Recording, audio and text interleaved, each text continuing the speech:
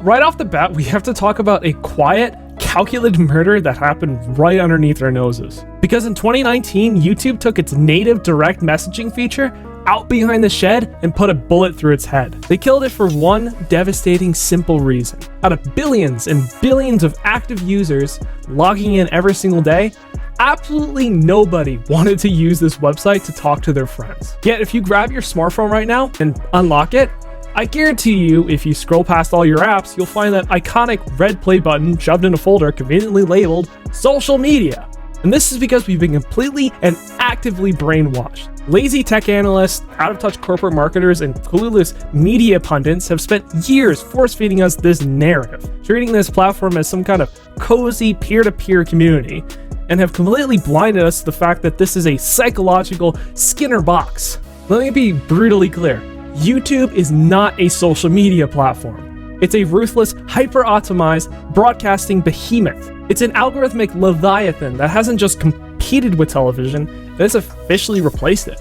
And it's time we stop categorizing a global digital antenna as a cute little community hub. We have to start dismantling the sheer, unadulterated illusion of its original blueprint. If you really want to understand the monumental identity crisis of YouTube's origins, you have to ignore the sanitized, PR-friendly Silicon Valley lore that they try to sell you. Before it became the global broadcasting antenna that controls human attention, it was a desperate and spectacularly failing video dating site. Yeah, a dating site.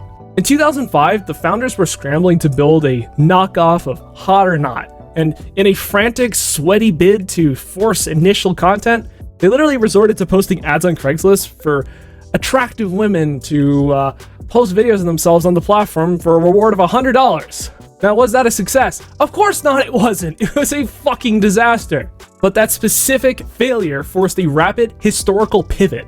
They abandoned the dating site angle and threw open the floodgates for a generalized video hosting platform. And they also adopted a slogan that proved without a shadow of doubt they were never building a social network to begin with. Now, what was that slogan? Broadcast yourself, YouTube, broadcast yourself. And think about the word broadcast for a second, because that is the language of giant steel radio towers or terrestrial television networks. It implies a strictly asymmetrical relationship, one to many.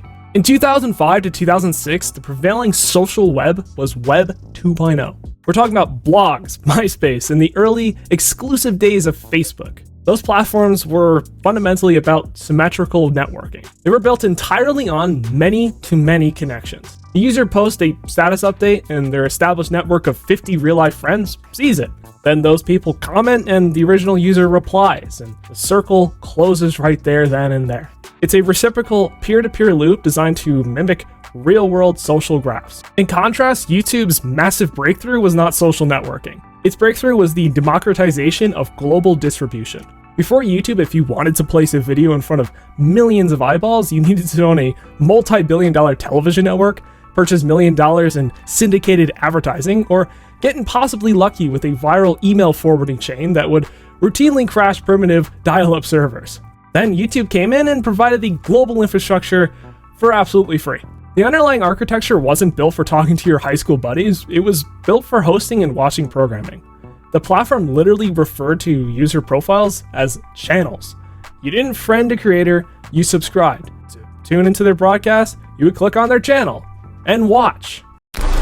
Now, if we look back at the so-called golden age of YouTube, roughly spanning from 2005 to 2015, we can see how the platform functions somewhat like a public digital diary. A user might upload an incredibly low-resolution, laggy, and frankly unwatchable video of themselves playing Minecraft and casually commenting on how their day went in the background. This is because they were treating the platform as a personal archive, not a calculated cutthroat business venture.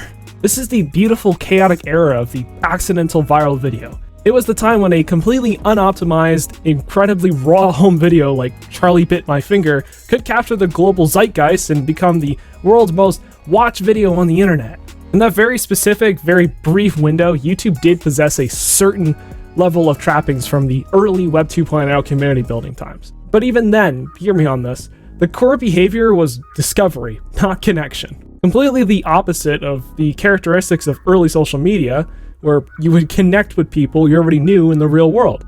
On YouTube, you would discover people you've never met and will never meet. And that's where you see early pioneers on the platform like the legendary vlogger Z Frank or the masterminds behind the Lonely Girl 15 alternate reality game. These people were not updating their friends about their weekend plans, they were creating serialized episodic shows. These creators were essentially functioning as miniature television networks from their bedrooms. And as the platform rapidly scaled, that brief nostalgic window of amateur-style sharings was fundamentally incompatible with the big business global broadcasting goals. And I guarantee you, if a video like Charlie Bit My Finger were uploaded today, yeah, it'd be completely buried underneath the algorithm and no one would see it, probably would get 10 views. And that shift marked the end of the record a video and post it and see if it goes viral, and the transformation into building a literal home studio like what I'm doing right here. This is the new meta. The deliberate, hyper-calculated positioning of YouTube as a premium replacement for television was formalized the second it was acquired by Google in November of 2006 for a staggering $1.65 billion. Google understood the future of human attention better than anyone else. But to attract those high-tier, massive-budget Fortune 500 brands to advertise on your site, the Wild West of the diary era had to be sanitized. And the platform had to be structured and it had to be professionalized. This corporate evolution occurred in two massive, distinctive waves that changed the internet forever. Alright, let's start off with the first wave here. In 2011, Google opened its massive wallets and heavily funded the $100 million YouTube Original Channel Initiative. This was spearheaded by Robert Kinsell, the pivotal executive whose background is in traditional media, who heavily influenced the platform's new trajectory. And this strategy was not about friends sharing clips. It was about designing and bringing premium studio-backed content directly to the site. The initiative provided massive advance payments, sometimes up to $5 million a pop, to launch highly produced channels across 19 different verticals. This monumental investment was explicitly designed to take a sledgehammer to the walls between traditional Hollywood content creation and online video. They needed to prove to squeamish corporate advertisers that YouTube could host content matching the exact same brand-safe fidelity of MTV, ESPN, and CNN. And as YouTube actively bent over backwards to court mainstream advertisers, the ultimate defining inflection point occurred in October of 2012. YouTube quietly yet permanently took the "broadcast yourself" slogan out of its logo and wiped it from its marketing material entirely. By abandoning that ethos, YouTube sent a massive signal to the market. It now told everyone that its primary function was no longer to facilitate unfiltered interpersonal expression, and now it was about the user consuming premium broadcasts. And with that, YouTube was no longer a place for the everyday person. You might be at home saying, oh, that sounds pretty bad. How much worse can it get? But yeah, we didn't even talk about Wave 2 yet, because YouTube didn't just want to be like television, it wanted to become Netflix. And by this point, traditional TV had completely died off, and it was the peak of the streaming boom.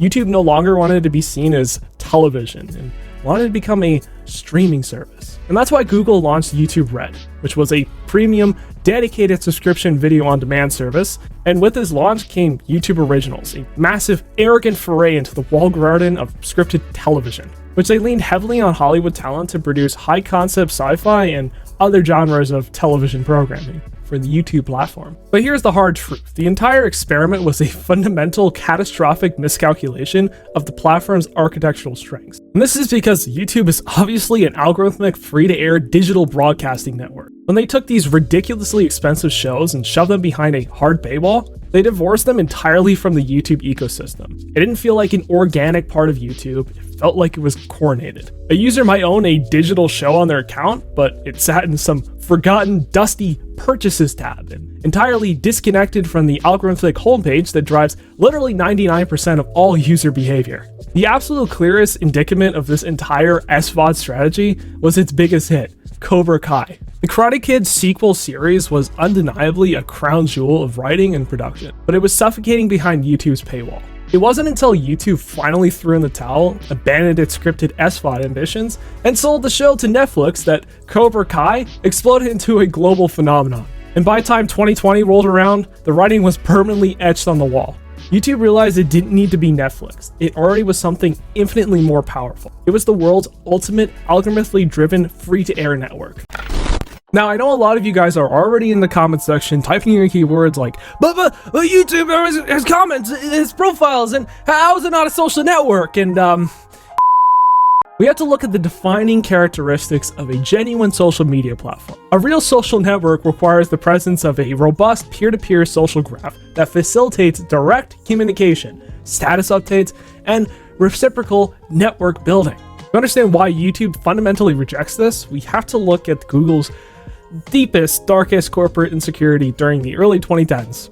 The meteoric, unstoppable, terrifying rise of Facebook. Google one morning woke up in a cold sweat when they realized that they only dominate global search queries and video hosting, and that they entirely missed the boat on owning a digital identity and interpersonal connection platform. After a decade of embarrassing, failed attempts at network experiments, Google finally decided that they would push all their chips to the center of the table and that they would go all in on Google+.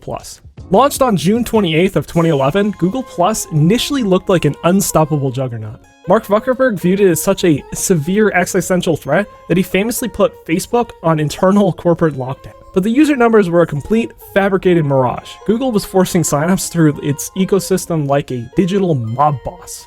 In an aggressive, desperate bid to force engagement, Google decreed in 2013 that if you wanted to leave a comment on YouTube, you had to link your public Google Plus account, which was complete with your real legal name. And this was the exact undeniable moment where social identity was forced onto YouTube at gunpoint. Not by user behavior, but by corporate mandate. And guess what? The YouTube user base violently rebelled. The democratized airwaves of YouTube valued their specific, highly contextual, slightly unhinged internet culture. A user watching a 3-hour deep dive video essay on retro video games did not want their high school teacher, their grandmother, or corporate boss seeing their comments pop up on real name feeds. Instead of magically transforming the comment section into a polite, connected social hub, the forced integration turned into an absolute fucking war zone of ASCII art and mass user rebellion. The engagement metrics for Google Plus were absolutely undeniably damning. By 2014, Google Plus claimed to have 540 million active users, but almost half of those users never even intentionally visited the website in the first place. And that's not mentioning the fact that the average amount of time a Google Plus user spent on the site was a staggering 3 to 7 minutes per month. Let me repeat that for the people in the back. 3 to 7 minutes per month! And that's in contrast to Facebook, where users were spending on average of 7.5 hours per month on their feeds. By 2019, Google finally mercifully put the platform out of its misery by shutting it down entirely for consumers. This saga demonstrates that even when one of the most powerful tech companies on earth spends billions of dollars trying to force people on YouTube to become truly social, the platform violently rejects the premise. They did not want symmetrical social networking.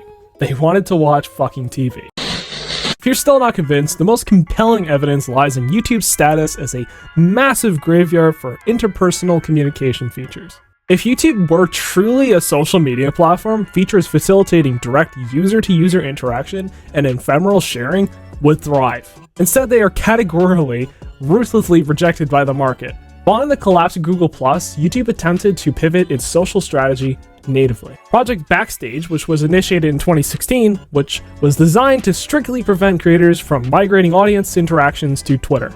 This then evolved into the modern-day Community tab. It never achieved primary social feed status, but it was an early precursor to being annoyed by YouTube Shorts. In 2017, YouTube rolled out native direct messaging, which was launched inside the app and provided a native messaging feature for private group chats. Just 2 years later, they shut it down due to exceptionally embarrassing low user adoption. People simply do not want to open up YouTube to text their friends. In 2018, YouTube decided to roll out another embarrassment called YouTube Stories, which I can only guess they were trying to capture the magic of Snapchat. YouTube did this weird thing where you can post a video and 7 days later, it would disappear. And obviously it was a catastrophic mismatch. Viewers using YouTube have a mindset geared towards long-form investment, not fleeting creator updates, which they got rid of the service for obvious reasons in 2023. After rolling out embarrassment after another embarrassment, YouTube has proved to themselves that they are not a social platform, and that its primary utility is parasocial broadcasting, like what you're watching right now. To accurately separate YouTube from social media, we have to look past the corporate features and dig into the neurobiology and UX design governing on how we interact with these sites. The cognitive states induced by interacting with platforms like TikTok differ profoundly from navigating traditional YouTube. This dichotomy is best understood through the contrasting paradigms of the passive Skinner box versus the active network decision point. Think about the user journey on a true social media app, perfectly exemplified by TikTok. When you open that app, you don't just make a choice. The app launches you straight into an auto-playing video and blasts your retinas with no warning. Behavioral scientists refer to this as a frictionless start. It surgically removes the decision point, that brief limbo where a user must actively decide what they're in the mood to consume. The app acts like a Skinner box. You open the app, you push the lever, and get a rewarding video, the food, almost immediately without having to form a single conscious thought. Once inside, the architecture relies on the infinite scroll. Swiping is just a very basic, simple physical gesture, allowing the user to perform hundreds of these repetitions in minutes. Because the rewards are entirely unpredictable, sometimes hilarious, sometimes boring, you are essentially gambling. This creates a compulsive habit loop, and because an infinite feed literally never ends, it leads directly into cognitive overload. In absolute stark contrast, consuming traditional long-form YouTube content operates on an active selection mode. It mirrors the intentionality required to select a television broadcast. When you open up YouTube, you are presented with a home screen grid. To consume a video, the user must make a series of deliberate, conscious, and cognitive actions, such as evaluate a custom thumbnail, read a title, assess the timestamp, and finally click. This click is an expression of conscious intentionality. By clicking, the user opts into a specific narrative arc, shifting from an active state into an active cognitive posture. Because long-form videos tell a consistent narrative, they provide the exact pattern break that social media refuses to give to you. A video ends, the screen stops, and the user must wake up and make another conscious decision. This active selection breeds an entirely different psychological relationship with content. True social media breeds digital amnesia. When you swipe endlessly on TikTok, you consume hundreds of videos, but rarely remember the names of the creators. The platform intentionally de-identifies the creator in favor of the algorithm. On the other hand, YouTube's active selection breeds for true fandoms. When a viewer actively searches for a specific creator and visits their dedicated channel page, they are literally forming a parasocial bond. Sociological data suggests that fandoms formed during adolescence last on average about 9 years. YouTube doesn't build a passing addiction to a slot machine feed. It builds decade-long loyalties to broadcast networks run by individuals. If you're still somehow watching through this video and still doubt YouTube is not a social media platform, God help you. To prove my point even further, look at where YouTube is investing its top engineers' talent in: the living room. As connected TV or CTV viewing has exploded, surpassing 1 billion hours of watch time per day on television screens globally, YouTube has meticulously redesigned its applications to cement its status as a premium television broadcaster. The most important screen for YouTube today is not the 6-inch mobile phone. It's the 65-inch 4K smart TV mounted on your wall. In late 2023 and early 2024, YouTube introduced a user experience tailored specifically for the 10-foot viewing distance. Video tiles were ripped out from the bottom and relocated to the top left. These were rendered entirely non-clickable to prevent accidental interruptions during lean-back viewing. Crucially, Google engineers discovered that viewers preferred the video to temporarily shrink dynamically rather than to have interactive elements obscure the content. Nothing gets in the way of the broadcast. Perhaps the most blatant evidence of its television aspirations is YouTube TV. This service is a direct literal replacement for traditional cable. The Live TV tab operates as a replica of the linear cable TV guide, organizing scheduled programming across a horizontal timeline grid. By organizing content into episodic collections and scrolling grids, YouTube has finally shed the vestiges of a social networking interface. Now, before I know you guys smash your heads through a wall or ram a car into a building, I must address YouTube Shorts. Let me be clear, Shorts are undeniably and unapologetically social media. They were introduced as a direct panic defensive reaction against the existential threat posed by TikTok's explosive growth. Shorts represent a highly isolated mode of consumption, housed within the broader ecosystem. The intended user journey dictates that a viewer watches shorts for rapid entertainment, discovers a new creator, and then critically clicks through to their main channel to consume long-form programming. An analogy of this is the existence of magazines' newsstands inside major metropolitan train stations. They do not make the train itself a magazine. The primary utility of a train is heavy long-distance transportation. Shorts of the newsstand, long-form YouTube is the train. Alright, so here's a quick end of video post on clarity. I'm wondering if you guys are interested in if I made a longer version of this video, because I have around 45 minutes of content here, and I had to cut it down to 20 minutes. If you guys are interested, let me know in the comments below. I'd be happy to start another channel, possibly a Patreon, whatever you guys are interested in. And yeah, I can make longer form videos for you guys, and you guys can enjoy it. And I don't have to risk the video not being promoted, because YouTube seems to only push out videos that are under 20 minutes, because people only click on videos under 20 minutes for my creator they don't know. Anyways, thank you guys for watching. I'm speaking really fast here.